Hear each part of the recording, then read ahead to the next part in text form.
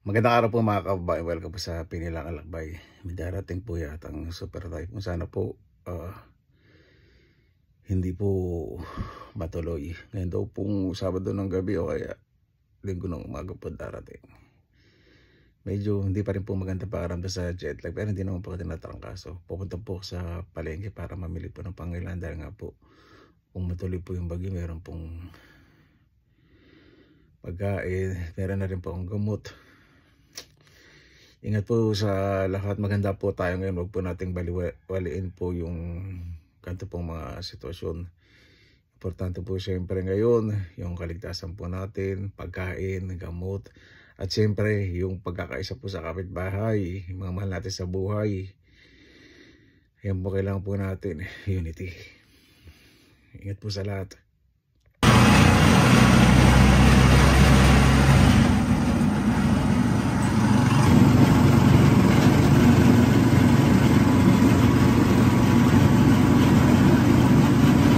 Mga kabayan, dito na po tayo sa palengke ng Bulacan. Mga kabayan, lumipat na po si ate, kaya pala pabalik-balik ako doon, hindi nakikita. Itong umaga po, sila po yung lagi kong binibilang po ng mga dito po sa Bulacan. Bumili po akong pangsigang. Sarap pong mabili sa palengke, fresh lahat. Tapos organic yung kamatis kasi kahit nyo po, may batik-batik, kasi wala pong spray yan. Mga kabayan, napakasarap. Sa klase ko po dito si Nova. Yan po yung asawa niya. Pag umuwi po kayo Pilipinas, ito po kayo bumili kasi talagang dekalidad po yung mga tinda. Dito naman sa palengke, dekalidad. Depende naman po sa inyo kung ano po yung bibilin po na yun. Bumili din po ako ng boneless na bangus sa Kagalunggong. Kailangan po magpreparo kahit na hindi pa dumarating bagyo. Hindi mahirap pong mag-assume kahit paano mag-prepare. Diyan, bumili din po akong saging latundan. Latundan po ito na yun, no? 30 po ang kalahating kilo, 30. 1 kilo 60 po.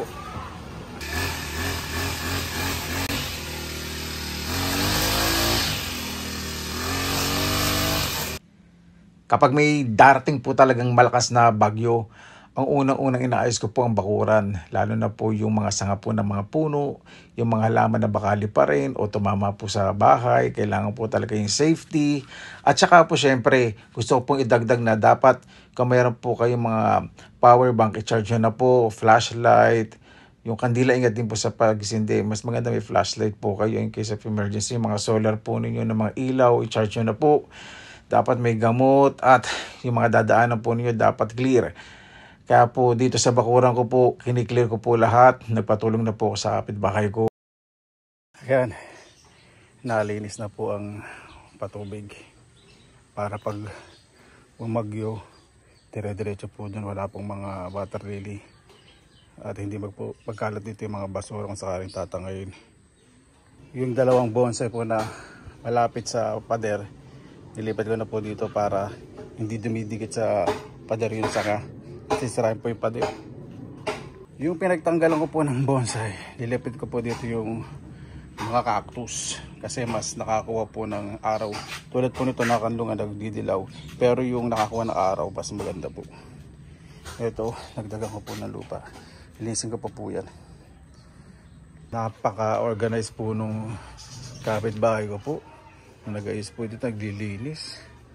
Yung mga kahoy yung pinatanggal ko po itong balag, sabi ko pakiayos.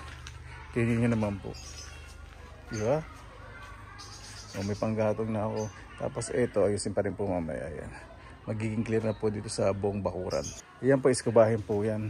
Meron po akong brush na maganda po talagang pang simento. Hindi na po kailangan ng water pressure o gagamitan po ng chlorine. Hindi kasi marami pong halaman. Ayaw pong gamitan ng chlorine, baka mamatay. Nakalaro ko po talaga, kailangan walang mga sanga na nakadikit sa bubong pag may bagyo. Kasi hampas po yan sa bubong. So ito, magbabawas-bawas din po dito. Yan po mga kakabayan. Bukas sa kapitbahay po namin, maglilinis po dito. Sa kabila na doon po sa po store. Yung dalawang bonsai, nalipat ko na po dito. Suportado na rin to sa masaksaling may bagyong darating. Pero wag naman sanang matuloy. Tapos ito, nilagyan ko na ng mga boulders o mga batong malalaki sa gilid. Ito mga succulents ko po sa cactus at ibang mga halaman para hindi umuho. Ayan. Tapos itong mini pineapple, Laguna. Daming bunga.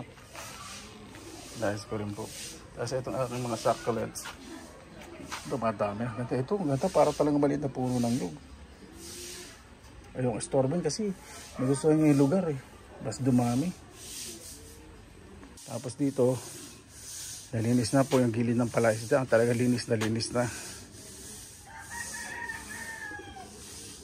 Sarap po tingnan naman. Pag maayos ang bakuran. Tapos yung garden box po, o raised bed. Yan. Ayos na rin po. Takot po kasi dito dun sa gilid yung mga maliliit na damo.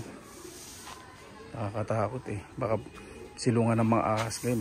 Malinis na po. Hindi ako po istorboy nyo kayo bago nagbabrush po ng semento. May bunga tong lemon. Sa Bulacan po talaga. Pag namunga lemon. Bihira lang yung matino. Talaga yung insekto po. Pero lalaki ng bunga. Punta po tayo sa harap. Dahil nalipad ko na po ng maayos yung cactus. Pero itong bonsai sa malaki, hindi ko po napuputulan. Yan ko muna. Ito, mas malinis. Kasi yung bonsai po dito, nakadikit na po doon sa steel matting yung sanga. Kaya ang hirap linisin ngayon, mas maayos po. Hindi naman po nakadikit dito sa daanan ng cactus. So hindi siya makatusok. Medyo nakadikit po sa pader. Saka malaki po ito. Itong daanan. Dadaanan po ng wheelchair ni nanay ng maayos. Ngayon mas clear. Mas madaling linisin. Tapos ibang bonsai dito na madali naman putulin yung sanga. Ito sampalok. Itong bamboo. Itong adenium na dalawa. Madali naman tanggalin yung mga sanga na hindi nakadikit sa silmati sa kaya itong tsaang gubat. Yan. Ito malinis na rin po. Yan, ayaw ko po pakita ng kakadbay kasi nahiya po sa camera. Ayos na rin po dito. Ito po, puputulin ko itong mga tuyong sanga. Ayaw ko po kasi dito, nakaikot po dito sa may chiko. Tapos itong avocado nilagay sa corner kasi naarawan maayos saka yung bayabas. Tinanggal ko po doon sa tabi ng grapes. So, lalaki po yan ng maayos. Saka mas mataas yung lupa dito. Doon po kasi sa tabi ng ubas, medyo mababa po yung lupa. Patamba ko dito mataas. So, lalaki pa po ito ng maayos. Ang pinag-aalala ko lang po pag dumating yung bagyo yung mga bintana. Kasi may nakita po kasi mga super typhoon. Talaga ito pong mga bintana ganito nasira. Huwag naman po sana. May mga puno naman po nakapaligid dito eh. So kahit paano makokontrol naman po. Napapaligiran po ng puno po itong bahay po na to. Dito nakalinis na rin po. Yung gubat. Naku dito sa gubat po napakaraming hito. Kasi may ano po dyan, patubig. Ayun oh, doon. Napakaraming hito po nagpapasagan. So hanap po ko sa hito eh. Saka sa palaisdaan ko maraming hito. Ito malinis na rin po rito. Ayan po, nakasalansan na po yung mga kahoy. Ayusin ko na rin po at sobrang linis na. Sarap tingnan. So, kung bumagyo man po, wala rin mga sanga nakadikit sa bahay na hahampas. Nagbawas na rin po ng mga sanga dito. So madali maglinis kung sakasakali after ng bagyo. Talagang dapat po talaga paghandaan nyo. Kawibayan ko nga po, kanina po nakita po rin nyo. Nagputol po ng mga sanga ng puno. Ayan po, itong daanan po, paayos ko po yan. Hindi po maglalagay ng mga paso sa gilid kasi pag nagpaayos po dito ng pintura, may dadaanan yung kartilya. Dito po talaga, natutuwa po ako pag sumisilip po ako doon. Yan, sa may likod ng mangga, sa may tubig po na yun. Sa tubig, pakaraming ito. Ayun. May pumapasag doon. Yan. Ang dami pong isda dyan. Sa mga nag-comment po, nilulumot po talaga gilid kapag mapuno po yung lugar at nag-uulan. Normal po yan. Pero sa loob po, hindi po yung naglulumot. Malinis po sa loob. Yan man po itsura. Saka madali pong malinis itong mga lumot na to. Hindi po kasi ito yung sobrang ipon na ipon. May inuwi po ako ditong brush pang semento galing pong Finland. Ayun po. Matigas po yung hibla po noon. Hindi po siya balambot. Yan. Ito po. Wala pa pong 30 minutes. Yan naglinis po si nakapitbahay po namin dito eh. Ayan. Tanggal na po. Hindi na kailangan ng mga chlorine. Depende po talaga sa tools na gagamitin. Kasi kung maglalagay po ka ng chlorine, marami pong mga puno halaman dito, mamamatay po. Napaka-harmful po nun, lalo na sa lupa. Hindi po maganda magkaka-chemical, tapos yung mga halaman na pinagharapan nyo, matitigok, di ba? Ito ganitong angulo, yung garden box malinis. Imagine po ninyo, 30 minutes lang po ito iniswaba. So, bukas, malinis na po ito. Relax po, no? Kapag malinis po yung bakura, ganda po ng lupa, no? Pulang-pula, kaya tataba po ng mga halaman, eh. Relax po, di ba? Dito naman po tayo sa angulo kasi kanina hindi natin na iting ganitong angulo. So, bukas ayusin na lang po yung mga naipong kalakal doon po sa pagpagawa ng maliit na bahay. At magiging clear na po kasi pag bumagyo po, tatangayin po siyempre mag-spread. So, sisecure ko po na maayos, malinis at hindi po kakalat. Ang kinakatakot ko lang po, ito pong puno po na to. Pag bumagsak po dun sa pader ko na cyclone wire, baka masira pag yung hangin, pag ganito. Pero pag hangin, pag ganun, hindi naman. Hindi ko po alam eh kung ano po direksyon ng hangin na bagyo. Kasi hindi ko pa na-experience yung bagyo po dito. Yung malakas na ulan na bagyo, pero yung malakas na hangin, hindi ko pa naranasan dito. Di ba yung nagbagyo-bagyo po yun, puro tubig. Ayan pa kinakatakot. Ito mga po, hindi ko na po kinatakot. Sigurado pag mahangin eh, maraming mababaling mga puno. Tapos pakikita ko po sa inyo sa harap yung patubig. Sarap po, no? Kahit hindi pa po na-escoba to. Sarap mong tingnan, lalo na pag naayos po yung mga halaman, di ba? Lilinisin ko pa po yun. Lalagay pa ako ng graba yung pinong graba para mas malinis. Tignan po yan. Yan po natin yung harap. Yan sa nilinis. Yan. Ito. Hindi po yung kanal. Makikita po ninyo close up ko. Ano po yung patubig. Napakalinis po niya. Clear na clear. Close up natin. Yan po. Clear po ang tubig niyan. Pag malayo kala nyo, dami-dami. Hindi po. Kaya marami pong hito. Yung sa patanga, may isang huling hito. Hindi pa po kinukuha nung kapitbahay. Yung naglilinis din po. Pinaparami niya pa. Yan, daming gabi rito. Nakakahingi din po kami sa kapitbahay. Gusto maglaing. Di ba? Tapos sa gantong anggulo, palinis tingnan yung bakuran. Paghanda sa bagyo. So walang mga sanga na nakadikit po sa bubong. Kasi pinatabas ko po. Saka doon po sa pabila. So maayos po.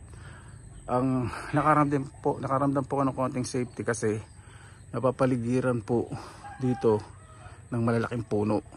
So bago lumapat o bumaba yung malakas na hangin, yung munang makontrol po ng mga puno sa paligid ng maraming puno. Yan po yung maganda sa paligid kapag maraming puno, protection po. Kaya kung may mga puno po sa paligid, huwag nyo pong papatayin. Source din po ng oxygen po yan. At fresh air. Napakasarap pong huminga na may malinis na hangin. Ayan po, napakatahimik. Saka nagdidilim na. Ingat po sa mga kababayan po natin. Ingat po tayo. Wag po tayong masyadong magpanik, basta maganda po tayo. Kung saan po yung safe na lugar, puntahan na po natin. Sakasakali, siyempre hindi nyo maiwan ang bahay nyo. Sa tingin nyo ligtas, nasa inyo po kung saan tingin nyo po tama, yun po ang gawin po ninyo. Dahil wala po sa presyon magsabi ko ano po ang dapat po ninyong gawin, di ba? Kaya po ako ito, linis po yung mga sanga ng mga puno na medyo nakadikit po dito sa bahay ko. Pinatabasan ko na po. Ikot po tayo ngayon dahil yan, naglinis na po ako ng naglinis ako. Nagpalinis po ako at tumulong naman po sa paglinis kahit paano. Para naman matagtag yung bahay kanin ko. Gusto ko lang po kayong libangin kahit konti. Pero sa ito lang po, sobrang nag-aalala po ako. Siyempre itong bahay po wala pa pong mga bakal yung sa sliding window. Kaya para nakontrol yung hangin kung may bakal. Tingnan po natin. Yun po talaga. Kaya sa pagpapagawa po ng bahay talaga hindi biro. Kaya itong bungga na pinagawa ko po para po sa akin. Excuse me. Safe po para sa akin. Pero hindi ko sasabing talagang super safe.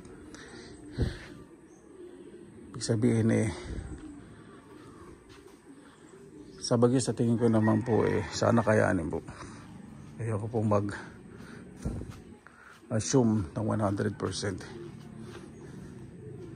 Kailangan po talaga maayos ang paligid kasi may mga kahoy po dyan na delikado. Ito po, dito sa loob din inayos ko po yung mga gamit dyan. Hindi pa po masyadong kasi at least hindi tatanggayin ng hangin. Umikot po ka sa bahay kasi tinitingnan ko ano ba yung... Siyempre itong mga sanga, siguradong sanga ng puno magagalawan. Pero malayo naman po yung sa bubong. Yung bayabas naman po ito, nasa ilalim naman po ng bubong.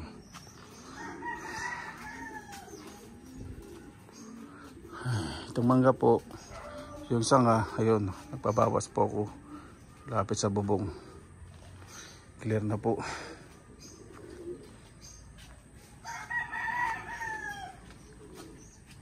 So walang mga plastic na pwedeng tangayin.